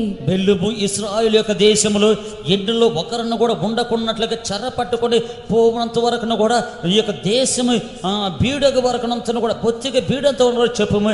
ఈ యొక్క ప్రసంగమైనది జనులను గుంపులుగా కూర్చున్నటువంటి ప్రసంగము కాదు కానీ ఈ యొక్క జనులను బయటకు పంపుచున్నటువంటి ప్రసంగమైనది. ஆகையால் சுவிசேஷத்தின் ஒரு பக்கம் என்று சொல்லும்போது ஆட்களை சேர்க்கிற, அழைக்கிற, தேவனிடத்தில் சேர்த்து கொள்ளுகிற ஒரு பகுதி உண்டு. மற்ற பகுதி சுவிசேஷத்தின் பகுதி ஆட்களை வெளியே நியாய தீர்ப்பு நிமித்தம் அனுப்புகிற ஒரு பகுதி உண்டு. Therefore, one aspect of the gospel is that to gather people towards the Lord who calls the people, and the other aspect of the gospel is to send or drive the people away through judgment. సువార్త అని చెప్పినప్పుడు సువార్తలో ఒక భాగం ఉన్నది మనుషులందరిని కూడా చేర్చినటువంటి భాగమైనది. అదే విధముగానే సువార్తలో ఇంకొక భాగమైనది అది తీర్పును బట్టి మనుషులందరిని కూడా బయటికి పంపేటువంటి మాట ఉన్నది. இது போல இந்த சீர்கெட்ட ஜனங்களை நீர் அனுப்பி கொண்டே இருக்கும்போது ஒரு சிறு கூட்டம் மீதியா இருப்பார்கள், அவர்கள் பரிசுத்த வித்தாய் இருப்பார்கள் என்று தேவன் சொல்லுகிறார். Likewise, God says that when such rebellious people are being sent away, they shall be a small group of people, and they shall be a holy seed, says the Lord. అందువలన ఈ యొక్క చెడిపోయినటువంటి ప్రజలందరిని కూడా నీవు పంపుచూ ఉన్నప్పుడు ఒక చిన్న గుంపు వారు మాత్రం ఉండేది, వారు పరిశుద్ధులుగా ఉండేది. இப்படி ஜனங்களெல்லாம் அந்த நாடை விட்டு வெளியே அனுப்பப்படும் போது, பாபிலோனில் அவர்களை சிறைப்படுத்தி கொண்டு போகும்போது அங்கே ஒரு சிறு கூட்டம் இருப்பார்கள், அவர்கள் பரிசுத்த வித்தாய் இருப்பார்கள். When all the people are sent out of the land, when all were taken as captives to Babylon, a small group shall remain in the land, and they should be a holy seed. జీవితముగా దేశమంతను కూడా జనులందరిని కూడా చెరపట్టుకొని కొనిపోవచ్చు ఉన్నప్పుడు ఈ యొక్క దేశంలో శేషమైన వారు కొంతమంది మాత్రం ఉండేది, వారు పరిశుద్ధులై ఉండేది. 13ஆம் வசனத்தை மறுபடியும் வாசிப்போம். Verse 13. 13వ వాక్యము. ஆகிலும் அதில் இன்னும் 10 ஒரு பங்கு இருக்கும், அதுவும் திரும்ப நிர்மூலமாக்கப்படும். கர்வாலி மரமும் அரச மரமும் இலையற்று போன பின்பு அவைகளின் அடிமரம் இருப்பது போல அதன் அடிமரமும் பரிசுத்த வித்தாய் இருக்கும் என்றார். இப்போ ஒரு அடிமரம் இருக்கும், மற்றெல்லாம் அழிக்கப்படுவார்கள், அந்த அடிமரம் பரிசுத்த வித்தாய் இருக்கும். Only the stem shall remain, and all the other shall be cast away, and that shall be holy. అంచును కూడా నరకబడిను అయినప్పటికీ కూడా ఇప్పుడు ఒక మొత్తు మాత్రము నుండి ఆ యొక్క మొత్తు నుండి పరిశుద్ధమైన చిగురు వచ్చును. ஆகையால் ஆண்டவர் ஆட்களை வடிகட்டினார், ஒரு அடிமரம் தான் மீதமா இருக்கிறது. Therefore the Lord strains the people, only the lower part of the stem remains. అందువలన జనులందరిని కూడా ప్రభు జల్లించి తీసివేయుచున్నాడు, ఆఖరిగా ఒక మొత్తు మాత్రము ఉండును. அந்த அடிமரத்தில் இன்னும் உயிர் இருக்கிறது, இன்னும் சாறு இருக்கிறது. Still life is there in that stem. ఈ యొక్క మొత్తులో ఇంకను కూడా ప్రాణం ఉన్నది, ఇంకను సారం ఉన్నది. அவர்கள் பரிசுத்த வித்தாய் இருப்பார்கள், அவர்களோடு நான் இடைப்படுவேன். They shall be the holy seed, and I shall deal with them. వారు పరిశుద్ధమైన చిగురుగా ఉండేది, వారితో కూడా నేను మాట్లాడేదని. இவர்களுடைய பரிசுத்தம் என்ன? What is your holiness? వీరి యొక్క పరిశుద్ధం ఏమిటి? இவர்கள் எந்த கிரியைகளிலும் குற்றமற்றவர்கள் என்று சொல்லக்கூடிய அந்த ஸ்தானத்தில் உள்ளவர்கள் அல்ல. They are not in a place to say that they are innocent in all the matters. వీరు ఎటువంటి క్రియల మూలముగా ఆయనను కూడా వారు నిర్దోషులని చెప్పేటువంటి గుంపు వారు కాదు. இவர்கள் யார்? Who are they? వీరు ఎవరు? பல பலவீனங்கள், பல விழுகைகள், பல தோல்விகளின் மத்தியில் அவர்கள் இயேசுவையே விசுவாசித்து அவருடைய பாதத்தை தழுவி கொண்டிருக்கிறவர்கள். They are those in the midst of so many defeats and failures. They are those who embrace the feet of Jesus alone, and they live looking unto him alone. వీరు పలవిధమైనటువంటి బలహీనతల్లోని పలవిధమైన అపజయములోని యేసు యొక్క పాదముల మాత్రమే తడుములాడుచుండు వారు. அவர்கள் விளையாடுகிற கூட்டத்தார் அல்ல. அவர்களுக்கும் விழுகைகள் சம்பவிக்கும் போது அவர்கள் பயந்து இயேசுவே நீர்தான் என்னை காப்பாற்ற வேண்டும் என்று அழுது கொண்டிருக்கிற ஜனங்கள். They are not the people who belong to the group of play, but when they face failures and defeats, they are those who cry unto Jesus for their fallings and defeats. వారు ఆటలాడుచున్నటువంటి జనులు కాదు గాని వారు పడిపోయినప్పుడు యేసువే నీవు మాత్రమే నాకున్నావని చెప్పి ఏడ్చేటువంటి జనులు. ஒரு முறை ஒரு சகோதரன், ஒரு வாலிப சகோதரன் இடத்தில் வந்தான். Once a young man came to me. ఒకసారి యవ్వన సహోదరుడు నా యొద్దకు వచ్చినాడు. பிரதர், எனக்கு ஜெயஜீவியம் செய்ய முடியல. Brother, I am not able to live an overcoming life. Brother, నేను జయ జీవితం చేయలేకపోతున్నాను. ரொம்ப துக்கமா இருக்கு. I am grieved. చాలా దుఃఖంగా ఉంది. நான் சொன்னேன், உன்னை யார் ஜெயஜீவியம் சொல்ல செய்யணும்னு சொன்னது? நீ ஜாலியா இருக்கலாமே. Then I asked him saying that, who is it that is asking you to live an overcoming life? You can live a jolly life. నిన్నెవరు జయ జీవితం చేయవలని చెప్పినారు? నీవు సంతోషంగా ఉండవచ్చు కదా. உன்னுடைய ஃப்ரெண்ட்ஸ் எல்லாம் நீ பண்ற அதே காரியத்தை விட மோசமான காரியங்களை செஞ்சுட்டு அவங்க சந்தோஷமா இருக்கிறாங்க, நீ ஏன் துக்கப்படணும்? Your friends are doing worse things that you do, but even by way of doing all these things you are happy, and why is it you decide to live an overcoming life? నీ యొక్క స్నేహితులు అందరూ కూడా నీవు చేయట కంటే కూడా మోసకరమైనటువంటి కార్యములు చేసి సంతోషంగా ఉన్నారు కదా, నీవెందుకు దుఃఖపడవలేను? அவர் நினைச்சு போயின்னா பிரதர் இப்படி பேசுறாரு. ஆனா அதுக்கு பிறகு சொன்னேன், உனக்குள்ளே ஏற்கனவே ஒரு பரிசுத்தத்தின் வித்து இருக்கிறதுனால தான் நீ தவறி போகும்போது துக்கம் வருகிறது. After that I say that because you have that seed of holiness in you already, therefore when you feel you are grieved about it. Brother ఎందువలన ఈ విధముగా చెప్పుచున్నాడు అనుకున్నాడు, అది చెప్పిన తర్వాత నేను చెప్పినాడు, ఇంక ముందుగానే నీలో పరిశుద్ధమని ఒక చిగురు ఉన్నది, అందువలనే నీవు పడిపోవచ్చినప్పుడు ఈ విధముగా దుఃఖపడుచున్నావి. இது போல பாவம் செய்யும் போது தவறும் போது நீதி பேசி நியாயம் பேசி பொய் சொல்லி மறைத்து சாக்கு போக்குகளை சொல்லி எப்படியோ அட்ஜஸ்ட் பண்ணி வாழ்ந்து வருகிற ஒரு கூட்டத்தார் இருக்கிறார்கள். மறுபக்கத்தில் உண்மையை சொல்லி அறிக்கையிட்டு பாவத்துக்கு பரிசுத்தத்திற்காக ஏங்கிக் கொண்டு இருக்கிற ஒரு கூட்டத்தார் இருக்கிறார்கள். Likewise when they fail and when they commit sin and when they transgress, there are a group of people who try to justify themselves and speak and they also give various excuses. By way of giving all the such excuses they justify themselves. But there is another group that when they fail and when they face defeat, they cry and they ask pardon from God and they ask forgiveness from God and they try to set right their lives. పాపము చేసి తప్పిపోయినప్పుడు ఏదో ఒక విధముగా నీతిగా అతను మాట్లాడుకొనొచ్చు, దాన్ని మార్చి మాట్లాడొచ్చు, ఈ విధముగా సరి చేసుకునే ఒక గుంపు వారు ఉన్నారు. అదే విధముగానే పాపము చేసి తప్పిపోయినప్పుడు సత్యమే మాట్లాడొచ్చు, ఆ యొక్క పరిశుద్ధత కొరకు ఉన్నటువంటి ఇంకొక గుంపు వారు కూడా ఉన్నారు. நம்முடைய கண்களை மூடுவோம். Let us close our eyes. మన కన్నులు మూసుకునేదమే. ரெண்டு கூட்டத்தார், Two groups. రెండు విధమైన గుంపు వారు சபையிலும் அந்த ரெண்டு கூட்டத்தார் இருக்கிறார்கள். Two groups are even the church. సంఘములో కూడా అటువంటి రెండు విధమైన గుంపు వారు ఉన్నారు. ஒரு கூட்டத்தார் இயேசுனுடைய காயப்பட்ட சரீரத்தை அவருடைய பிளே கிரவுண்டாக மாற்றி அந்த சரீரத்தில் உள்ள காயங்கள் மேல் காலை வைத்து மிதித்து விளையாடி கொண்டிருக்கிற கூட்டத்தார். One group of people, they have turned the stripes of Jesus as a playground and they make use of that place as a playground and they play in the stripes. ఒక గుంపు వారి గాయపడినటువంటి ఆయన యొక్క శరీరముని అదొక ఆటలాడి మైదానముగా మార్చుకొని దాని మీద ఆటలాడుచు ఉన్నారు. இன்னொரு கூட்டத்தார் அவர்களுக்கு விழுகைகளும் தோல்விகளும் இருந்தாலும் தேவனை கெஞ்சி தேவ பயத்தோடு, ஆண்டவரே நியாய தீர்ப்பு வரக்கூடாது, நான் உம்மை நம்பி வந்திருக்கிறேன், என்னை காப்பாற்றும் என்று கெஞ்சுகிற கூட்டத்தார். Another group, when they face failures and defeats, they plead unto God and cry towards the Lord saying that, Lord, I am having such defeats, therefore protect me from all such things. ఇంకొక గుంపు వారైతే వారు పడిపోయినప్పుడు అపజయము కలిగినప్పుడే, ప్రభువా నేను న్యాయ తీర్పులోనికి రాకూడదు అని చెప్పే గుంపు వారు ఉన్నారు. நாம் எந்த குரூப்பை சேர்ந்திருக்கிறோம்? To which group do we belong? మనము ఎటువంటి గుంపుకు చెందిన వారమై ఉన్నాము? அந்த இரண்டாவது கூட்டத்தார் தான் பரிசுத்த with.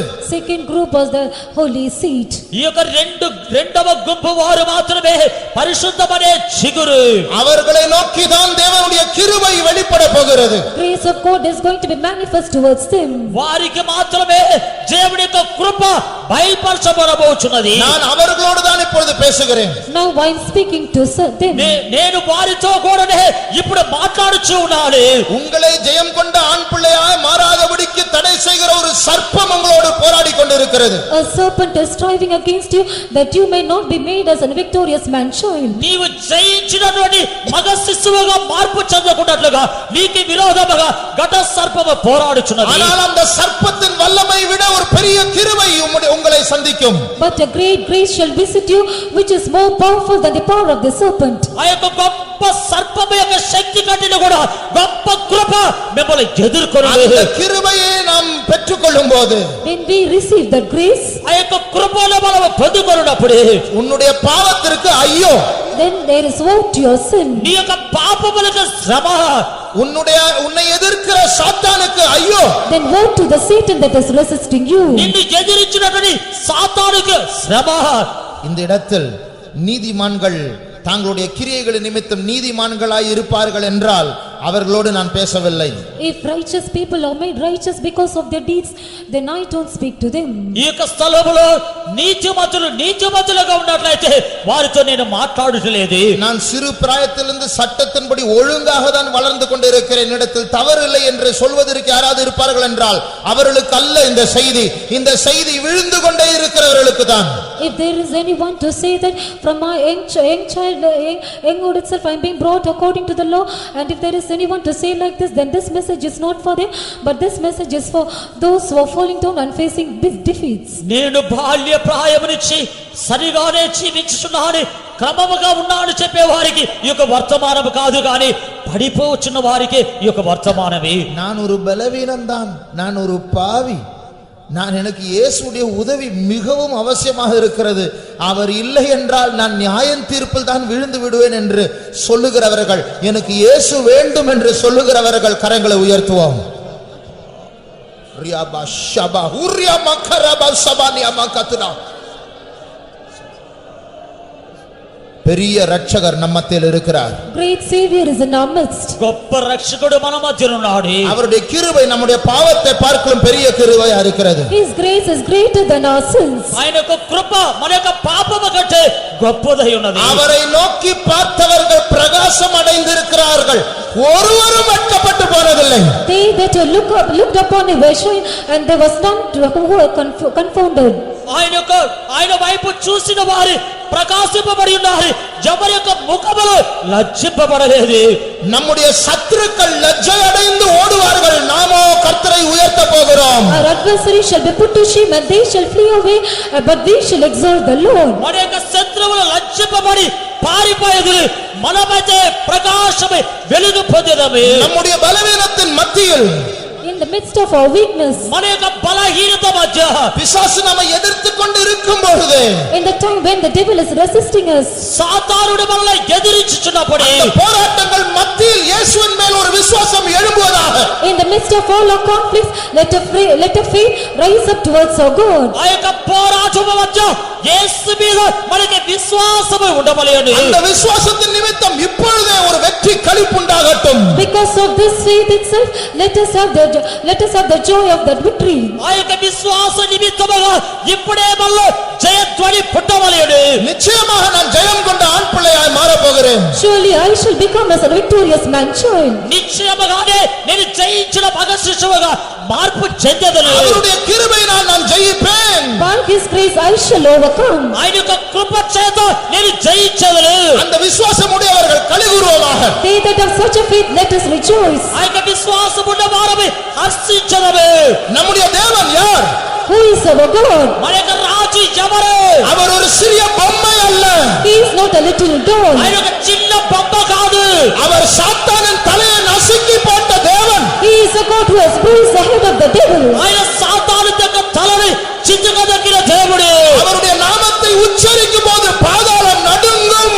As we pronounce his name, the hell shall be shaken. ఆ యొక్క నామమును ఒప్పుకోలు చేయనప్పుడు పాతాళము వణుకును. இயேசுவின் நாமத்தை உச்சரிப்போமாக. Let us pronounce the name of Jesus. యేసు యొక్క నామమును ఒప్పుకోలు చేసేదముగాక. உன் பாவம் நடுங்கட்டும். Let your sins tremble. పాపము వణుకనివ్వండి. சத்ரு நடுங்கட்டும். Let your adversary tremble. శత్రువు వణుకనివ్వండి. இயேசுவை வார்த்தைகளை கொண்டு உயர்த்துவோமாக. Let us exalt Jesus with our words. యేసు యొక్క నామమును హెచ్చించదముగాక. பெரிய தேவனை உயர்த்துவோமாக. Let us exalt the great God. గొప్ప దేవుని హెచ్చించదముగాక. ராஜாதி ராஜாவை உயர்த்துவோமாக. Let us exalt the King of Kings. రాజాది రాజును హెచ్చించదముగాక. ரட்சகரை உயர்த்துவோமாக. Let us exalt our Savior. మన యొక్క రక్షకుడిని హెచ్చించదముగాక. சாத்தானை ஜெயித்தவரை உயர்த்துவோமாக. Let us overcome the Satan. సాతాను జయించిన ఆయనను హెచ్చించదముగాక. Baria Makarama Sabania Makarabania Makalabania Mature. Thank you, Lord. We praise you, Jesus. We praise you, Lord. Thank you, Lord. We praise you, Jesus. Thank you, Lord. We thank you, Jesus. We praise you, Lord. உனக்கு எதிராக உருவாகும் ஆயுதம் வாய்க்காதே போம் என்று உரைத்திரன்றோ. உனக்கு எதிராக உருவாகும் ஆயுதம் வாய்க்காதே போம் என்று உரைத்திரன்றோ. கண்டோ கர்த்தாவே நீர் என்மேல் பிரியமாயிருப்பதால் சத்துரு என்னை ஜெயிப்பதில்லை. கர்த்தாவே நீர் என்மேல் பிரியமாயிருப்பதால் சத்துரு என்னை ஜெயிப்பதில்லை. மோசே ஒரு மேய்ப்பனாக இருந்தான். அவன் தேவனை விட்டு சூழ்நிலைகளை கண்டு பயந்து ஓடி போனவன். 40 வருடமாக மேய்ப்பனாக இருந்தான். அவனுடைய பாஷை போய்விட்டது, அவனுடைய படிப்பு போய்விட்டது, அவனுடைய அழகு போய்விட்டது, அவனுடைய பலன் போய்விட்டது. அவனுடைய கையில் ஒரு காய்ந்த கோல் இருந்தது. அந்த ஆடுகளை மேய்க்கும்படியாக அவன் பாவித்த கோல். ஆண்டவர் சொன்னார், உன்னுடைய கையில் என்ன இருக்கிறது? ஒரு கோல் ஆண்டவர் என்று சொன்னார். அதை கீழே போடு என்று சொன்னால் அது சர்ப்பமாக மாறிவிட்டது. அந்த சர்ப்பம் மந்திரவாதிகளுடைய கோல்களை விழுங்கி போட்டதான சர்ப்பம் அன்றிலிருந்து அது தேவனுடைய கோலாக மாறிவிட்டது. அந்த கோல் தான் செங்கடலை பிளந்த கோல். அந்த கோல் தான் நீங்களும் நானும். நான் காய்ந்த கோலா இருந்தாலும் இப்படி இருக்க போகிறதில்லை. கர்த்தர் நம்மை உயிர்ப்பிக்க வந்திருக்கிறார். என்னுடைய சாட்சியை சொல்ல போனால் பிரியமானவர்களே, நான் இந்த சபையில் கிட்டத்தட்ட பிறந்தேன் என்று சொல்லலாம். ஆனால் சிறு பிராயத்திலிருந்து கண்டிப்பாக வளர்க்கப்பட்டாலும் ஒரு வாலிபனாய் வளரும் போது எனக்கு இந்த சபை பிடிக்காது, எனக்கு வெண்வஸ்திரம் பிடிக்காது, எனக்கு ஜெபம் பிடிக்காது, எனக்கு ஊழியக்காரர் பிடிக்காது, ரொம்ப கண்டிப்புள்ள சபை அனுபவிக்க முடியாது என்று சொல்லி திருட்டுத்தனமா எத்தனையோ தவறுகளை செய்த காய்ந்த கோலாய் இருந்தேன். இப்படி நான் ஒரு ஊழியக்காரனாக கர்த்தரை சேவிக்கிற ஒரு மனுஷனை மாறுவென்று சொப்பனத்திலும் பார்க்கவில்லை. ஆனால் அவர் என்னை மாற்றினார். அவர் என்னை அவருடைய கோலாய் மாற்றி இருக்கிறார். இன்னைக்கு அநேகருடைய பாவத்தை விரட்டி அடிக்கக்கூடியதான வல்லமை அவர் எனக்கு தந்திருக்கிறார். இதே போல யாராவது காய்ந்த கோல்கள் இருந்தால் கர்த்தர் உங்களை பற்றி ஒரு தரிசனம் உடையவராக இருக்கிறார். உங்களுடைய சிறையிருப்பை மாற்றவும், உங்களுடைய பாவத்தை போக்கவும், உங்களை பலப்படுத்தி பாவிக்கவும் கர்த்தர் காத்துக் கொண்டிருக்கிறார். ஒப்பு கொடுப்பமாக ஒரு அபிஷேகம் இறங்கிக் கொண்டிருக்கிறது. காய்ந்த கோல்களை தேவனுடைய கோலாய் மாற்றக்கூடிய அபிஷேகம் இறங்கிக் கொண்டிருக்கிறது. நான் உன்னை நீதிகரிக்க சித்தமாக இருக்கும் போது நீ ஏன் குற்ற உணர்வோடு உட்கார்ந்து கொண்டு இருக்கிறாய்? என்னிடத்தில் இந்த நீதியை பெற்றுக்கொள், என்னிடத்தில் வா. நான் உன்னை நீதிகரித்தால் உன்னை குற்றப்படுத்துகிறவன் யார்? சிங்காசனத்தில் நான் தான் நியாயாதிபதியா இருக்க போகிறேன். என்னை நம்பு, என்னை விசுவாசித்து என்னிடத்தில் வா. நான் உன்னை ரட்சிக்கிற தேவன் என்று கர்த்தர் சொல்லுகிறார். கர்த்தருடைய சமூகத்துக்காக நாம் கர்த்தரை ஸ்தோத்திரிப்போம். ஸ்தோத்திரம் ஸ்தோத்திரம் ஸ்தோத்திரம் ஸ்தோத்திரம் ஸ்தோத்திரம் ஸ்தோத்திரம் ஸ்தோத்திரம் ஸ்தோத்திரம் ஸ்தோத்திரம். தாங்களே தாழ்த்தி உண்மையை சொல்லி அறிக்கையோடு அவரிடத்தில் செல்லும் போது அவர் நமக்கு கருணை கடலாய் மாறுகிறார். அதற்காய் ஸ்தோத்திரிப்போம். ஸ்தோத்திரம் ஸ்தோத்திரம் ஸ்தோத்திரம் ஸ்தோத்திரம் ஸ்தோத்திரம் ஸ்தோத்திரம் ஸ்தோத்திரம் ஸ்தோத்திரம் ஸ்தோத்திரம் ஸ்தோத்திரம் ஸ்தோத்திரம் ஸ்தோத்திரம் ஸ்தோத்திரம். அதே தேவன் நமக்கு பட்டயமாய் மாறாதபடிக்கு, நம்மை நியாய தீர்க்கிறவராக மாறாதபடிக்கு, அவருடைய இரக்கத்தை எப்பொழுதும் தாழ்த்தி தேடுகிறவர்களாக பாவத்தோடு விளையாடாத கிருபையை கர்த்தர் நமக்கு தர வேண்டும். அதற்காக ஸ்தோத்திரிப்போம். ஸ்தோத்திரம் ஸ்தோத்திரம். இங்கே யாராவது துணிகரம் உள்ளவர்களாய் இருப்பார்கள் என்றால் கர்த்தர் அவர்களை மாற்ற வேண்டும். அதற்காக ஸ்தோத்திரிப்போம். ஸ்தோத்திரம் ஸ்தோத்திரம் ஸ்தோத்திரம் ஸ்தோத்திரம் ஸ்தோத்திரம் ஸ்தோத்திரம். பிற்பகலில் நடக்கிற ஊழியங்களை கர்த்தர் ஆசீர்வதிக்க முடியாது. ஸ்தோத்திரிப்போம். ஸ்தோத்திரம் ஸ்தோத்திரம் ஸ்தோத்திரம் ஸ்தோத்திரம் ஸ்தோத்திரம் ஸ்தோத்திரம். எல்லா துதியும் கனமும் மகிமையும் கர்த்தருக்கு செலுத்தி கர்த்தரை ஸ்தோத்திரிப்போம். ஸ்தோத்திரம் ஸ்தோத்திரம் ஸ்தோத்திரம் ஸ்தோத்திரம் ஸ்தோத்திரம் ஸ்தோத்திரம். அல்லேலூயா.